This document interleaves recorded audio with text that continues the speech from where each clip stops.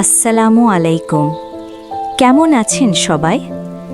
আজকে আমরা এসেছি নর্থ বেঙ্গলের নওগাঁ জেলার পত্নীতলা উপজেলায় কৃষ্ণপুর ইউনিয়নে, যেখানে একজন সাহসী কৃষক আমাদের জাহাঙ্গীর ভাই শুরু করেছেন ব্যতিক্রমধর্মী একটি উদ্যোগ, কমলার বাগান। এই ভিডিওতে আমরা দেখব নওগাঁ জেলায় কমলা চাষ কতটা সম্ভাবনাময়, কত টাকা লাগতে পারে, লাভ কত হতে পারে, আর নতুন চাষিরা কিভাবে শুরু করতে পারেন। ধান, গম, আলু আর গত কয়েক বছর ধরে আমের চাষ, এই চেনা ফসলের বাইরে গিয়ে জাহাঙ্গীর ভাই ভেবেছেন একটু ভিন্ন কিছু। নওগাঁর মাটি অপেক্ষাকৃত উঁচু, পানি জমে না, আর আবহাওয়া শীত ও গ্রীষ্ম মিলিয়ে কমলার জন্য মোটামুটি উপযোগী।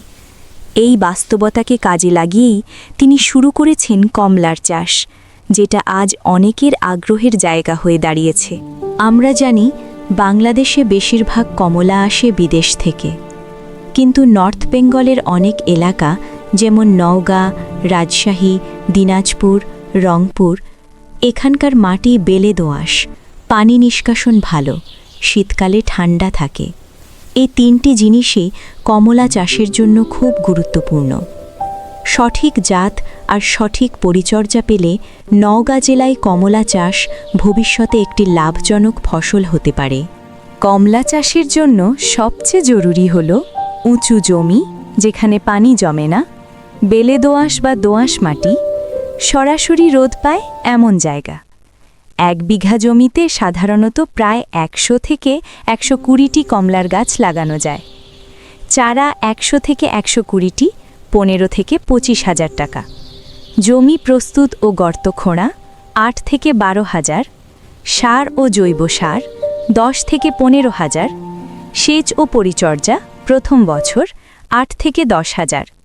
মোট আনুমানিক খরচ 45 থেকে 60,000 টাকা প্রথম বছর। পরের বছর থেকে খরচ অনেক কমে আসে। কমলা গাছে সাধারণত 2.5 থেকে 3 বছর পর ফল আসা শুরু করে।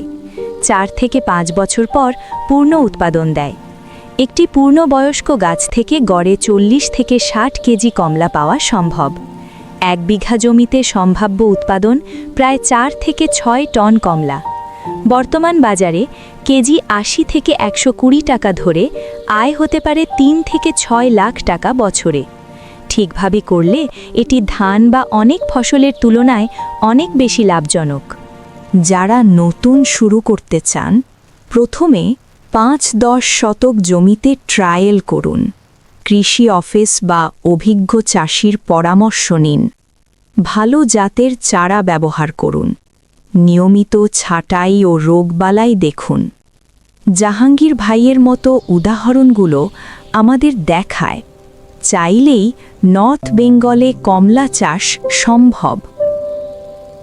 আমাদের মাটিতে সম্ভাবনা আছে, শুধু দরকার সঠিক সিদ্ধান্ত আর ধৈর্য। নওগাঁ জেলার এই কমলার বাগান হয়তো ভবিষ্যতে আরও অনেক কৃষকের অনুপ্রেরণা হয়ে উঠবে।